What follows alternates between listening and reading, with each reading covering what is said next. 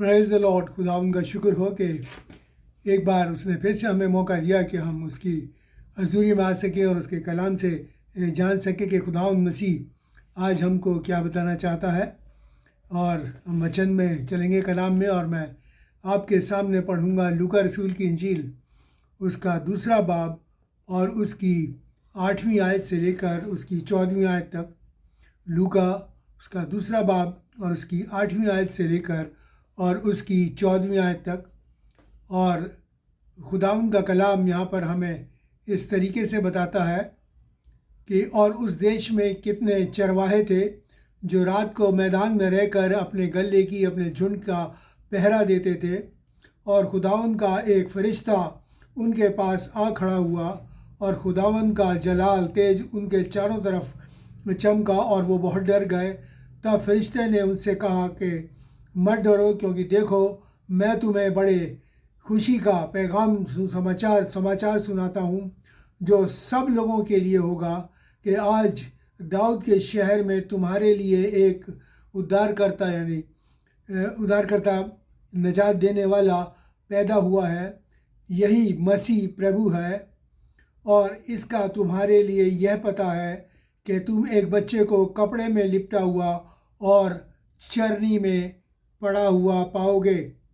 तब यकायक उस स्वर्गदूत के साथ स्वर्गदूतों का एक लश्कर दल खुदाउन की हम्द करता हुआ और स्तुति करता हुआ और ये कहता हुआ दिखाई दिया कि आसमान में खुदावन की महिमा यानी हम्द हो, और ज़मीन पर उन आदमियों में जिनसे वो खुश है शांति हो, यानी उनमें सुलह हो। खुदावंद अपने कलाम के पढ़े और सुने जाने पर बरकत दे।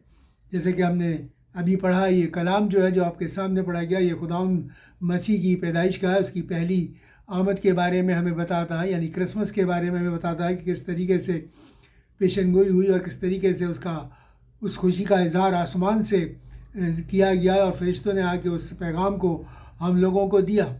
और अब आज हम इसी बारे में हम जानेंगे, क्योंकि खुदावंद क्रिसमस को जानने के लिए हमें उसके रूहानी पहलू को यानी दृष्टिकोण को जानना बहुत ज़रूरी है, क्योंकि क्रिसमस का जो संबंध है, जो ताल्लुक़ है, वो हमारी रूह से है। क्योंकि खुदावंद हमारी रूहों को बचाने आया था। जिस्म तो हमारा हलाक होने वाला हलाक ही होगा, लेकिन वो हमारी रूह को बचाने आया था, इसलिए इसका ताल्लुक़ जो है वो हमारी रूह से है। और हम जानते हैं कि खुदावंद जो है वो रूह है। अगर यूहन्ना 4 और 24 पढ़ें तो वहाँ पर लिखा है कि परमेश्वर आत्मा है, यानी कि खुदावंद रूह है। और जो कभी ना बदलने वाला खुदा है, हमारा ऐसा खुदा है वो जो कभी ना बदलने वाला खुदा है, जिसके हम पैरोकार हैं, यानी जिसके हम उपासक हैं, वो ऐसा खुदा है जो कभी ना बदलने वाला है। और ये बात इब्रानियों 13 और उसके 8 में हमको मिलती है। यहाँ पर लिखा है कि यीशु मसीह कल, आज और हमेशा तक ना बदलने वाला खुदा है, यानी यकसा है, कभी बदलने वाला नहीं है।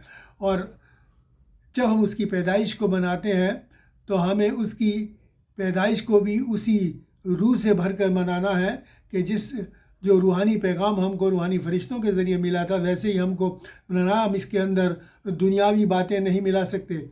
जैसे कि आजकल हम देखते हैं किस तरीके से बहुत सी दुनियावी बातें हैं जो इस ईद के अंदर, इस त्यौहार के अंदर जो है वो शामिल करती गई हैं और होती जा रही हैं, लेकिन हम ऐसा नहीं कर सकते। इसीलिए मैंने कहा कि हम इसका जो ताल्लुक़ है वो रूह से है।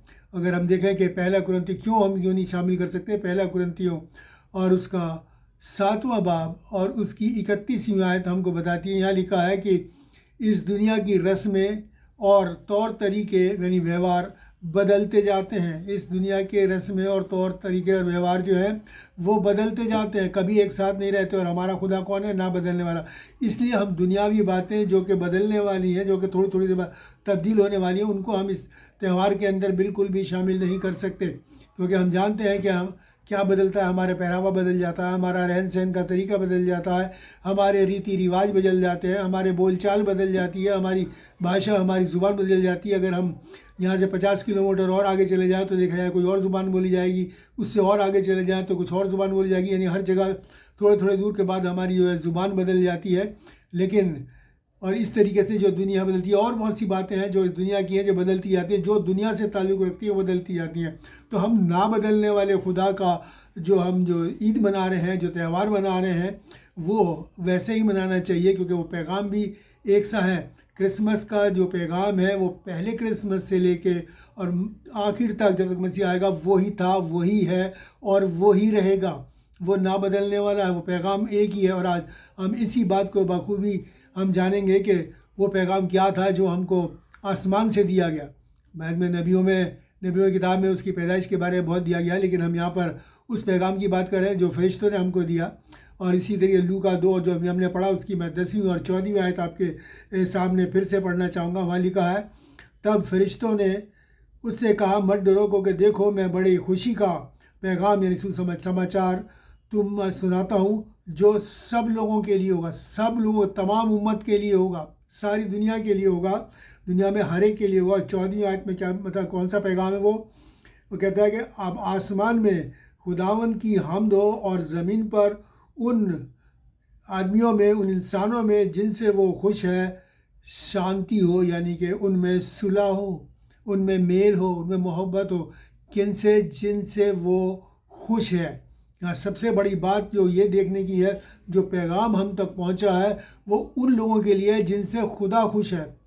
जिनसे हमारी दुनिया वाले खुश हैं उनके लिए नहीं है, ये पैगाम उनके लिए है जिनसे खुदा खुश है कि हमारे लिए एक निजात दहिंदा यानी कि उद्धारकर्ता जो है पैदा हुआ है।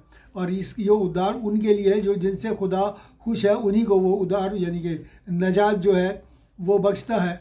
और जो किन से वो खुश है, वो उनसे खुश है जो उसके कलाम के मुताबिक अपनी ज़िंदगी को बिताते हैं। वो उनसे खुश रहता है, क्योंकि जो उसके कलाम के मुताबिक अपनी ज़िंदगी को गुजारते हैं वही उसके रिश्तेदार हैं, सगे संबंधी हैं। देखिए खुदा का कलाम क्या कहता है। अगर हम लूका 8 और उसकी 21वीं आयत पढ़ें तो यहाँ पर लिखा है, जब उसके परिवार के लोग उसको ढूंढते, उसके यीशु को ढूंढते हुए वहाँ पर आए तो बड़ी भीड़ लग रही थी।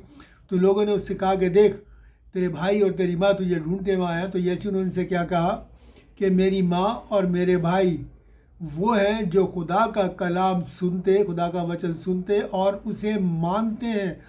वो लोग हैं जो खुदा का कलाम सुनते और उसे मानते हैं, वही लोग हैं खुदावंद के रिश्तेदार। यही बात आपको बताना चाहता हूँ कि हम खुदावंद के रिश्तेदार या उसके भाई बहन जो जब भी हैं, वो जब ही हैं जब हम खुदा के कलाम के मुताबिक जो हमें दिया गया है उसको पूरी तरीके से अपनी ज़िंदगी में अमल में लाते हैं, उसको मानते हैं, सुनते नहीं मानते हैं। और देखिए खुदावंद का कलाम क्या कहता है, ज़बूर उसका 16 ज़बूर भजन संहिता और उसकी 3री आयत में क्या लिखता है कि ज़मीन पर जो पाक लोग हैं वही इज़्ज़त के लायक हैं, यानी आदर के लायक हैं, और उन्हीं से मैं खुश रहता हूँ। ज़मीन पर जो पाक यानी पवित्र लोग हैं वही इज़्ज़त के, आदर के लोग योग्य हैं, लायक हैं, और उन्हीं से मैं खुश रहता हूँ। यानी कि हमारा पाकीज़गी का ज़िंदगी जो है वही मसीह को खुश करती है। पाकीज़गी की ज़िंदगी कौन सी होगी? जो खुदावंद के कलाम के मुताबिक गुजारी जाएगी, उन्हीं से वो खुश है। और ये पैगाम भी उन्हीं के लिए जिनसे वो खुश है। हमारे घरों में शांति और चैन और इत्मीनान तभी शामिल होगा जब हम ये जान लें अपनी ज़िंदगी क्या हमने खुदा को खुश रखा हुआ है, क्या खुदा हमसे खुश है। और अगर नहीं तो समझिए कहीं ना कहीं कुछ गड़बड़ी है। तो इसलिए इस पाकीज़गी को मेरे और आपको बनाए रखना है। और क्रिसमस का त्यौहार जो है वो मौज मस्ती, लीला क्रीड़ा, नाच रंग और आजकल के लोगों में चलता है, देखता है कि उस तरीके चलता है, वो नहीं है। वही मैंने कहा दुनिया की बातें नहीं मिला सकते। आजकल बहुत सी वो बातें आ गई हैं, जैसे कि अभी हम देखेंगे कौन कौन सी वो बातें आ गई हैं जो ख़ास लोग इसी त्यौहार के दिन करते हैं और इसीलिए ये त्यौहार को बदनाम कर देते हैं। लोग क्या कहते हैं, ये मौज मस्ती का त्यौहार। ये मौज मस्ती का त्यौहार नहीं है, ये एक बहुत संजीदगी का त्यौहार है, बहुत संजीदगी की ईद है, जिसको कि हमें बड़ी संजीदगी के साथ, बड़ी खुशी, उस खुशी के साथ मनाना है जो आसमानी है। देखिए कि इस वक्त क्या होता है। यहाँ पर क्या लिखा, अगर होशे 7 और उसकी 5वीं बात पढ़े तो वहाँ लिखा है, हमारे राजा यानी बादशाह के पैदाइश के दिन मैं यानी दाख मधु पीकर चूर हुए और ठट्टा करने वाले यानी मस्खरी करने वालों के साथ हाथ मिलाया। लोग क्या करें, हमारे बादशाह के जन्मदिन के दिन दाख रस यानी मैं पीकर क्या हुए, चूर हुए, नशे में चूर हुए, और क्या हुआ, मस्खरी करने वाला के साथ किस तरीके से और क्योंकि ऐसा इंसान जो इसको इस त्यौहार को इस तरीके से मनाए तो वो फिर वो संजीदगी कहाँ रहेगी उसके अंदर, कि उसे खुद ही अपना होश नहीं, तो फिर वो संजीदगी के साथ इस त्यौहार को कैसे मना सकता है, इस ईद को कैसे मना सकता है। देखिए खुदावंद का कलाम का कहता है कि अगर हम पढ़ें नीति वचन अमसाल की किताब उसका 20वां बाब और उसकी पहली आयत, वहाँ पर लिखा है कि मैं ठट्टा करने वाली यानी मस्करी करने वाली और शराब हल्ला मचाने वाली है, और जो इसे इस्तेमाल करता है वो अक्लमंद नहीं है, वो बुद्धिमान नहीं है। यानी कि ऐसा करने वाला जो है वो हंसी ठट्टा करने वाला है। और खुदावंद का कलाम बताता है कि आखिर के दिनों में हंसी ठट्टा करने वाले आएंगे, और वही आ रहा है और वही चीज़ें इसमें शामिल होती जा रही है, और इस त्यौहार को हंसी मजाक ठट्टा इसमें कन्वर्ट कर दिया गया है। लोग इसी चीज़ में लगे हैं, कोई उस संजीदगी को, उस जो मेन मैसेज जो खुदावंद का है, जो इसलिए खुदावंद इस दुनिया में आया, उससे लोग अलग हटते चले जा रहे हैं और फालतू की बातें जो है इसमें शामिल करते जा रहे हैं, और लोग उसके असली मकसद से पीछे हटते जा रहे हैं। और देखिए क्या कहता है आमोस की किताब, अगर हम उसका 5वां बाब और उसकी 21 और 23 आयत पढ़ें तो वहाँ पर लिखा है कि खुदावंद फरमाता है कि मैं तुम्हारे पर्वों यानी ईदों से बैर रखता हूँ, नफ़रत करता हूँ, और तुम्हारी महासभाओं यानी महफिलों से खुश नहीं हूँ। इसलिए अपने गीतों का शोर मुझसे दूर करो, और तुम्हारी सारंगियाँ यानी साज की आवाज़ मैं नहीं सुनूंगा, तुम्हारे साज़ों की आवाज़ मैं नहीं सुनूंगा। वो क्या कहता है, फरमाता है कि मैं तुम्हारे इस तरीके से, जिस तरीके से तुम आज त्यौहार तुम मनाते हो, ईद मनाते हो मेरी, उससे मैं बिल्कुल नाखुश हूँ, उससे मैं नफ़रत करता हूँ। और कहता है कि तुम अपने गीतों का शोर, क्योंकि खुदावंद हम तो गीत गा रहे हैं लेकिन खुदावंद की नज़र में वो शोर है, क्योंकि उसमें आत्मा और सच्चाई और रूह और रास्तगी नहीं है।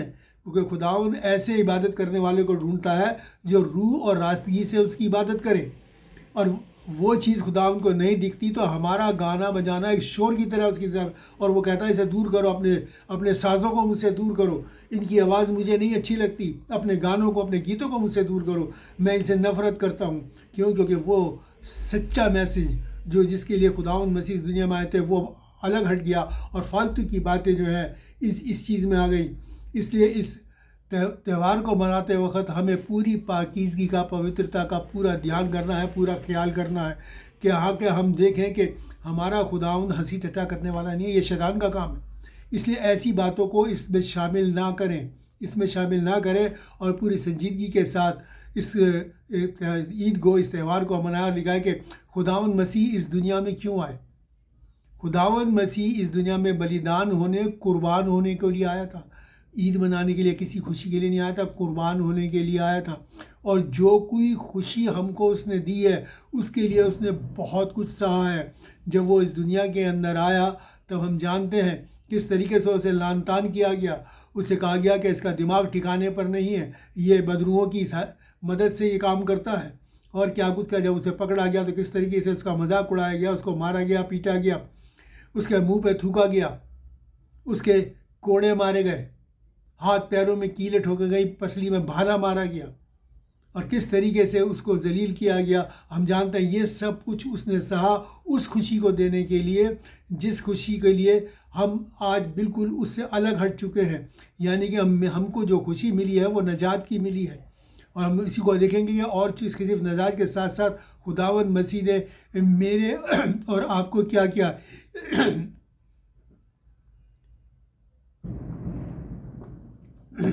इस नजात की खुशी के साथ मेरे और आपको और क्या क्या मसीह ने बख्शा है। और इसी चीज़ को बखूबी इस खुदा के कलाम के अंदर हम देखेंगे कि और खुदा का कलाम इसमें क्या फरमाता है। मैंने 7 चीज़ें रखी हैं, 7 बातें जो खुदा की इस खुशी में शामिल हैं, जो वो हमको दिया चाहता है। सबसे पहली बात है अनुग्रह पर अनुग्रह, यानी फ़ज़ल पर फ़ज़ल, जो खुदावंद मसीह के ज़रिए इस दुनिया के अंदर आया। और अगर हम पढ़ें यूहन्ना उसका 1 बाब और उसकी 16वीं आयत, तो वहाँ पर लिखा है अनुग्रह पर अनुग्रह, यानी फ़ज़ल पर फ़ज़ल क्या हुआ, खुदावंद मसीह के द्वारा, यानी कि डबल दुगना फ़ज़ल, दुगना अनुग्रह मेरे और आपको खुदावंद मसीह के ज़रिए मेरे और आपको मिला है, ताकि हम उस बादशाहत में जा सके, दाखिल हो सके। और देखिए खुदावंद का कलाम क्या कहता है, 2 कुरिन्थियों और उसका 6 बाब और उसकी 1 आयत में लिखा है कि खुदा का अनुग्रह यानी फ़ज़ल जो हम पर हुआ है उसे बेकार ना जाने दें, उसे फजूल ना जाने दें। ये सिर्फ कोई छोटी बात नहीं है कि खुदा का, उस सारी कायनात के मालिक का, उस तमाम ब्रह्मांड के मालिक का, रचने वाले का फजल हम नाचीज़ इंसानों पर हुआ। और इसलिए वो कहता है कि इसको संभाल के रखें, संजो के रखें, इस फजल को, खुदा उनके अनुग्रह को, इसे बेकार ना जान दें। क्योंकि अगर ये बेकार चला गया तो हमारी ज़िंदगियाँ बेकार हो जाएंगी, उस जहन्नम की आग में चली जाएंगी, नरक की आग में चली जाएंगी। इसलिए खुदा उनका कलाम हमें हिदायत देता है कि हम इसको संभाल कर रखें, बेकार ना जाने दें, यानी कि मसीह के मुताबिक अपने आप की ज़िंदगी बताएं। दूसरी चीज़ यहाँ पर रखी है कि हमें गुनाहों की माफ़ी, खुदा के कलाम से क्या होता है कि हमें गुनाहों की माफ़ी मिलती है। जो ईमान लाता है खुदा यीशु मसीह पर, उसके गुनाह माफ़ हो जाते हैं। सबसे बड़ी बात यह है कि हम पाक साफ़ हो जाते हैं। खुदा के मसीह पर ईमान लाने के बाद हम पाक साफ़ हो जाते हैं। इसलिए जो पाकीज़गी हमको मिली है, उस पाकीज़गी के अंदर बने हुए अपने इस ज़िंदगी को बिताएं, ताकि हम इस त्यौहार को, इस ईद को बखूबी, जैसे कि खुदा मसीह चाहते हैं वैसे बना सकें, उसको खुश कर सकें। वो खुश है तो समझ लीजिए कि हमारी ज़िंदगी खुशहाली से भरी हुई है। तीसरी चीज़ जो यहाँ पर मैंने रखी है वो रखी है कि हमें पाक रूह की क्या मिलती है, सहभागिता, शराकत मिलती है। शराकत में, पाक रूह की शराकत के अंदर हम दाखिल हो जाते हैं। अगर हम पढ़ें किस तरीके से पाक रूह की शराकत हमें मिलती है, सहभागिता हमको मिलती है, पहला कुरिन्थियों उसका 6 बाब और उसकी 17वीं आयत अगर हम पढ़ें तो वहाँ पर लिखा है, जो प्रभु यानी खुदा की संगति सोबत में रहता है वो उसके साथ एक आत्मा, एक रूह हो जाता है। अगर सचमुच में हम खुदा के कलाम की संगति यानी उसकी सोबत करेंगे, उसमें रात दिन उसमें मनन करेंगे, उसको मानते रहेंगे, उसको सोचते रहेंगे, विचारते रहेंगे, अपने दिलो दिमाग में उसको बसाए रखेंगे, तो हम क्या होंगे, खुदा की रूह के साथ एक रूह हो जाएंगे। इसीलिए मैंने कहा कि ये खुदा का जो ईद जो हम मना रहे हैं, जो त्यौहार हम क्रिसमस का मना रहे हैं, ये त्यौहार जो है वो ये इसका ताल्लुक़ हमारी रूह से है कि हमें वो चाहता है कि हमारी रूह भी उस पाकीज़गी को हासिल करे जो खुदा मसीह की है। तो इसलिए हम उसकी साथ, उसके कलाम की संगति में, उसके कला की शराकत में बने रहें, ताकि हम पवित्र आत्मा की पाक रूह की शराकत हमको हासिल हो और हमारी जो रूह हैं वो खुदा उनको कबूल होने लायक हो, ताकि हम उस आसमानी बादशाहत में जा सकें। चौथी चीज़ जो मैंने इसमें रखी है वो यह है कि हम हमेशा की ज़िंदगी पाते हैं, हमेशा की ज़िंदगी पाते हैं। खुदा के कलाम में हम जानते हैं, हमारी मसीह की गोल्डन वर्स है यूहन्ना 3:16 कि खुदावन ने जहान से ऐसी मोहब्बत रखी कि उसने अपना इकलौता बेटा दे दिया, ताकि जो कोई उस पर ईमान लाए वो हलाक ना हो बल्कि हमेशा की ज़िंदगी पाए। वो हमको हमेशा की ज़िंदगी देने के लिए आया। गुनाह के बाद मौत इंसान की ज़िंदगी में आ गई थी। खुदा ने उस मौत से, इस दुनिया में आकर उस मौत से हमको छुटकारा दिया, मौत पर फतेह हासिल करी। वो मारा गया, गाड़ा गया और तीसरे दिन जी उठा, यानी मौत पर फतेह हासिल की। अब वो फतेह मेरी और आपकी है अगर हम ईमान में बने रहते हैं। हर ईमानदार की है वो जीत। अब मौत का हमारी ज़िंदगी से कोई ताल्लुक नहीं, क्योंकि हम यहाँ हैं तो मसीह के और वहाँ हैं तो मसीह के। हर हाल में हम खुदा मसीह में ज़िंदा पाए जाते हैं। पांचवी चीज़ जो मैंने यहाँ पर की है वो ये है कि हम धर्मी यानी रास्तबाज ठहराए जाते हैं। हम रास्तबाज ठहराए जाते हैं। कितनी बड़ी बात है। हम गुनहगार थे, पापी थे, बहुत ज़्यादा बुराइयों में फंसे हुए थे, लेकिन खुदावन मसीह पर ईमान लाने के ज़रिए उन तमाम बुराई छोड़ के हम क्या होता है, हम रास्तबाज ठहराए जाते हैं। कैसे रास्तबाज ठहराए जाते हैं? अगर हम देखें रोमियो 3 और उसकी 24वीं आयत पढ़े तो वहाँ पर लिखा है कि हम मुफ्त में रास्तबाज ठहराए जाते हैं। उसके लिए हमें कोई दाम नहीं चुकाना पड़ता, क्योंकि वो कीमत रास्तबाजी की खुदावन मसीह ने सलीब पर चुका दी। सलीब पर कुर्बान होके वो कीमत मसीह ने चुका दी। अब हम दाम दे के मोल लिए गए। खुदा मसीह ने अपना लहू बहा के हमको ख़रीद लिया। अब हम उस रास्तबाजी में कायम रहें, उसको रास्तबाजी में बने रहें। और देखिए खुदावंद का कलाम और क्या कहता है। अगर हम दूसरा कुरिन्थियों 5 और उसकी 21वीं आयत पढ़ें तो वहाँ पर लिखा है कि मसीह में होकर हम खुदा की रास्तबाजी यानी धार्मिकता बन जाते हैं। जब हम मसीह के अंदर जाते हैं तो हमारी रास्तबाजी और खुदा की धार्मिक रास्तबाजी एक हो जाती है। बहुत बड़ी बात यह पर लिखी है, खुदा रास्तबाज है, एक ही है जो रास्तबाज है। और खुदा मसीह पर ईमान लाने के ज़रिए उसके कलाम के मुताबिक ज़िंदगी बसर करते हैं, हम खुदा की रास्तबाजी बन जाते हैं, उसकी धार्मिकता बन जाते हैं। ये खुदा के कलाम के अंदर लिखा है, मैं नहीं कह रहा। तो आप ये सोचिए कि खुदा किस तरीके से वो पाकीज़गी हमको बख्शता है और चाहता है कि उसी पाकीज़गी में होकर हम इस ईद को, इस त्यौहार को, इस क्रिसमस को मनाएं, ताकि दुनिया जाने कि खुदावंद मसीह के आने का मकसद उद्देश्य क्या था। छठी चीज़ जो मैं आपके सामने रखना चाहूँगा वो ये है कि हमारे दिल और दिमाग पाक साफ़ हो जाते हैं। हमारे दिल और दिमाग पाक साफ़ हो जाते हैं। कितनी बड़ी बात है कि हम बिल्कुल पाक साफ़ हो जाते हैं। इसीलिए खुदावंद कहता है कि पाक बनो क्योंकि तुम्हारा बुलाने वाला पाक है। अगर हम पहला कुरिन्थियों उसका 5वां बाब और उसकी 17वीं आयत पढ़ें तो वहाँ पर लिखा है कि अब जो कोई मसीह यीशु में है वो नई सृष्टि यानी नई मखलूक है। पुरानी बातें जाती रहीं, देखो सब नई हो गई। अब जो खुदावंद मसीह में है वो नई मखलूक है, नई सृष्टि है और पुरानी बातें जाती रहीं। पुरानी बातें उसने हमारे अंदर से हटा दी, अपने लहू से धो के हमें पाक साफ कर दिया, हमारी पुरानी ज़िंदगी को ख़त्म कर दिया, नेस्त और नाबूद कर दिया। उस ज़िंदगी को जो गुनाह से भरी हुई थी, जो शैतान के कब्ज़े में थी, उसने हमें दाम दे के ख़रीद किया और हमें पाक साफ कर दिया। अब हम एक नई मखलूक बन चुके हैं खुदावंद की। और वो नई मखलूक किस लिए? और इसीलिए खुदावंद ने अपनी नई मखलूक के लिए नया आसमान और नई ज़मीन तैयार कर रखी है जिसमें वो रखेगा हमें। ये पुरानी ज़मीन और पुराना आसमान ख़त्म हो रहेगा, जाता रहेगा। इसमें लिखा है कि अगर हम कलाम पढ़ें तो यहाँ में लिखा है कि ज़मीन फटकर टुकड़े टुकड़े हो जाएगी, ख़त्म हो जाएगी, सब खत्म हो जाएगा। खुदावंद ने हमारे लिए एक नया आसमान और एक नई ज़मीन जो है बना के तैयार कर रखी है अपनी नई मखलूक के लोगों के लिए। अगर हम उस नए आसमान और नई ज़मीन में दाखिल होना चाहते हैं तो मेरे और आपके लिए ज़रूरी है कि इस रास्तबाजी के साथ अपने ज़िंदगी को गुजारें, खुदावंद की रास्तबाजी को इख्तियार करें, उसके कलाम के मुताबिक अपनी ज़िंदगी बिताने को। 7वीं बात जो मैंने आपके सामने रखी है वो ये है कि हमारी ज़ुबान यानी हमारी जो भाषा है वो आसमानी हो जाती है।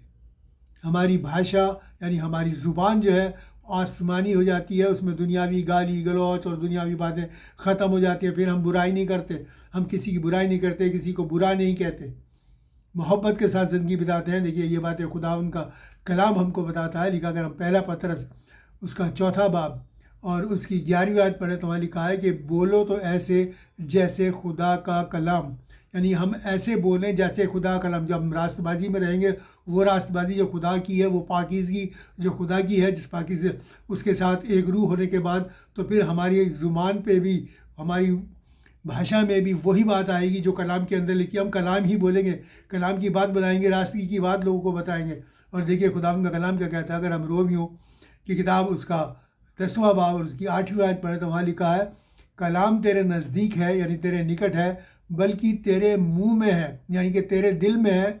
और ये वो ईमान का यानी विश्वास का कलाम है यानी वचन है जिसे हम प्रचार करते हैं यानी ऐलान करते हैं, जिसकी हम बशारत करते हैं, जिसको हम लोगों को सुनाते हैं। यानी वचन तेरे, जब हम सचमुच में रास्तबाजी का जीवन ज़िंदगी गुजारते हैं, जब हम सचमुच में खुदा के साथ एक रूह हो जाते हैं, उस रूहानी ज़िंदगी को गुजारने लगते हैं तो खुदा कहता है कि मेरा कलाम तुम्हारे मुंह में बस जाता है। वो कहता है तू अपना मुंह खोल, मैं उसे भर दूंगा। तो खुदावंद अपने कलाम से हमारे दिल और दिमाग, शरीर, प्राण, आत्मा को सबको भर देता है। और हम जो है क्या बोलते हैं? खुदा का कलाम ही बोलते हैं।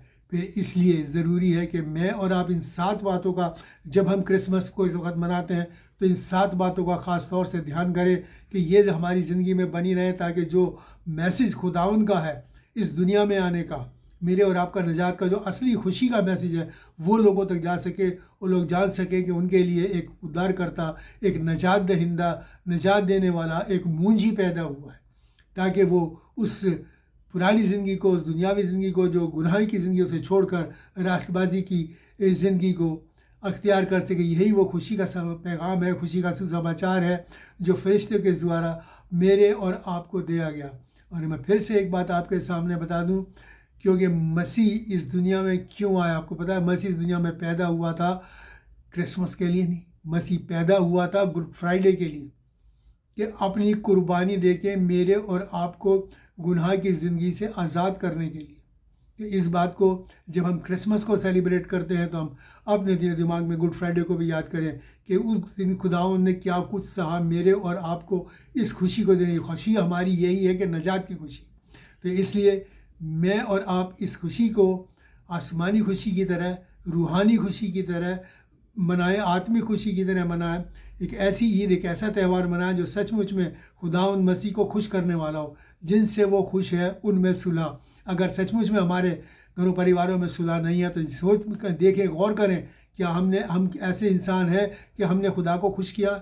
नहीं, तो हम कोशिश करें कि वो करें जो खुदा, जिससे खुदा खुश हो, और फिर वो सलामती जो खुदा की है, जो पैगाम फरिश्तों से आसमान से मेरे और आपको सौंपा गया है, दिया गया है, वो हमारी इस ज़िंदगियों में पूरा हो सके। खुदा इस कलाम के ज़रिए आप सबको बरकत दे, तौफीक और ताकत देना फरमाए कि आप इस कलाम के मुताबिक इन 7 बातों को ध्यान करते हुए अपनी ज़िंदगी को बसर करने वाले बन सकें। आइए हम दुआ मांगें।